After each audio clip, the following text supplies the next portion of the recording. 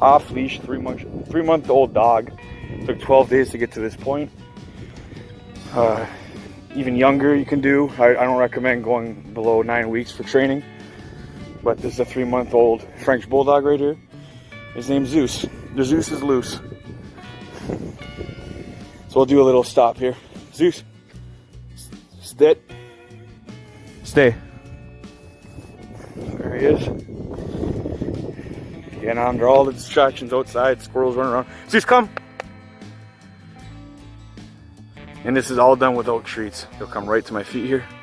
Good boy. Good buddy. Good boy.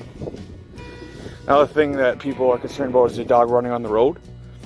I don't even have to tell him anything. He just knows within the training that he doesn't come on the road. So go walk on the road here. And he'll stay right there. Even if I threw a ball or he wouldn't go after it, the squirrel ran. You train this all of them within the 12-day period. Some dogs take a little quicker, some dogs a little longer. But any age, any type, all dogs are trainable with the right training. And most importantly, we never use the treat.